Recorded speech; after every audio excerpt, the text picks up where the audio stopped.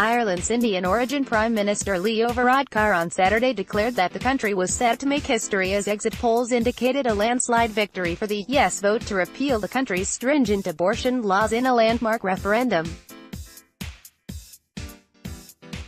According to an exit poll published by the Irish Times, 68% voted in favour of abolishing the Eighth Amendment to the Irish Constitution that gives an unborn child and its mother equal rights to life. More than 4,500 voters were interviewed by Ipsos MRBI as they left polling stations yesterday, with the highest yes vote expected in Dublin at 77%. The results of the referendum will be confirmed later today after the count is completed. "It's looking like we will make history," said Varadkar, as the exit poll results poured in. While the two main parties of Ireland, Fine Gael and Fianna Fáil, did not take official positions on the referendum, politicians were permitted to campaign on a personal basis, and Varadkar had been campaigning strongly in favour of a yes vote. "It has been an honour to be on this journey with you and to work democracy in action," he said in an online message on Friday. Save the Eighth, which led the No campaign, has effectively conceded defeat. What Irish voters did yesterday, Friday, is a tragedy of historic proportions. However, a wrong does not become right simply because a majority support it, it said in a statement. Thousands of Irish people living abroad flew home to cast their vote in the historic referendum. The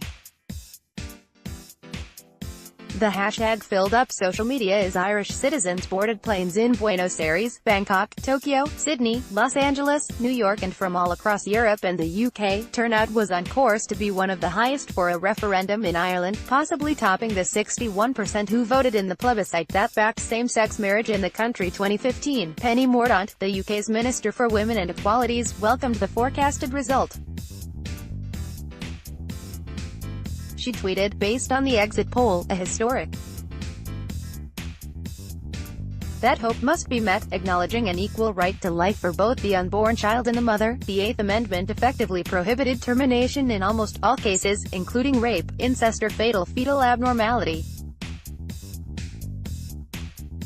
One of the key cases influencing the debate on abortion in Ireland was that of Indian dentist Savita Halappanavar, who died of sepsis in a hospital in Galway after being denied an abortion during a protracted miscarriage in 2012. Her husband Praveen Halappanavar had told her inquest that she requested a termination but was refused because the baby's heart was still beating. A midwife manager at Galway University Hospital confirmed that she told Halappanavar a termination could not be carried out because Ireland was a Catholic country. The inquest into her death returned a verdict of medical misadventure. "I hope the people of Ireland remember my daughter Savita on the day of the referendum, and that what happened to her won't happen to any other family," her father Andanappa Yalagi said from his home in Karnataka. Her death had triggered a massive debate in the country over the issue of life-saving abortions and resulted in a new law that allows abortions under extreme circumstances.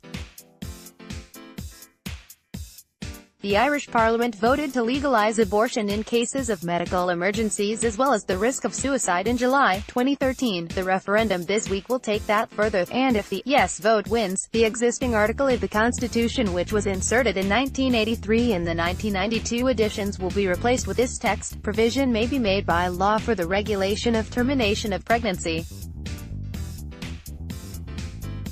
The Catholic Church had strongly opposed repealing the amendment, and Irish bishops warned in a joint statement that, "We believe that the deletion or amendment of this article can have no other effect than to expose unborn children to greater risk and that it would not bring about any benefit for the life or health of women in Ireland."